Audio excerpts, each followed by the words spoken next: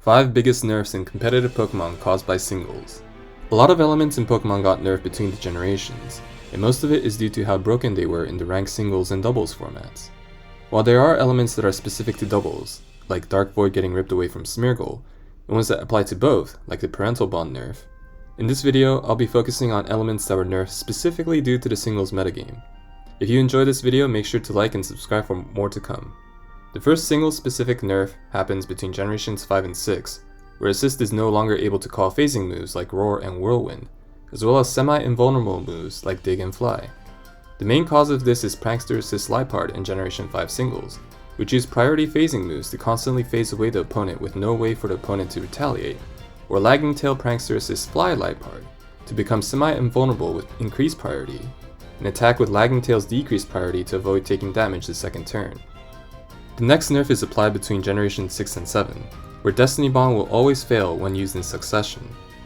The main cause of this nerf is from Mega Gengar in Generation 6 singles, which is often spamming Destiny Bond in tandem with its Shadow Tag ability to force a 1-for-1 trade. With this nerf, in Gen 7 Gengar was no longer able to mindlessly click Destiny Bond, as the other player would be able to play around it in the following turn. Another nerf that took place between Gen 6 and 7 is the nerf to Sheer Cold. Ice types became immune to the move, and the accuracy was dropped to 20% if it's used by a non-Ice type Pokemon. The main cause of this is Suicune in Generation 6 singles, which was only allowed to use this move for one season. At the time, Sheer Cold Suicune was a Generation 4 event exclusive set, and because Ranked Battles bans Pokemon from the past, Sheer Cold Suicune was not usable in normal seasons. However, the organizers changed that rule in Season 12, and the ladder was immediately filled with Sheer Cold Suicune. The rule was quickly changed back in Season 13, but the organizers learned a valuable lesson.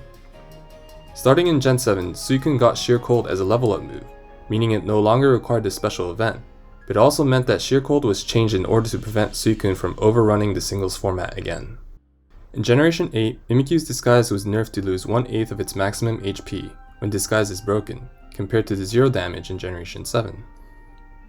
Mimikyu is the strongest Pokemon in Generation 7 singles, topping the usage stats every single season for 3 years straight, with over 35% usage every time.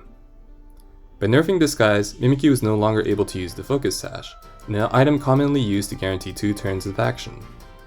The extra chip damage is also relevant in terms of surviving hits, as attacks that were damage ranges in Generation 7 were now almost guaranteed to take Mimikyu out. The Disguise nerf made Mimikyu unable to have complete dominance in Generation 8 like it did in Generation 7, but it was still a top tier Pokemon in the format, never falling below the top 5 in usage stats in seasons that didn't allow restricted legendaries. The last nerf is not exactly a nerf, but more so a direct removal. In Sword and Shield, a lot of Pokemon were cut from the games, with competitive balance being one of the reasons for doing so.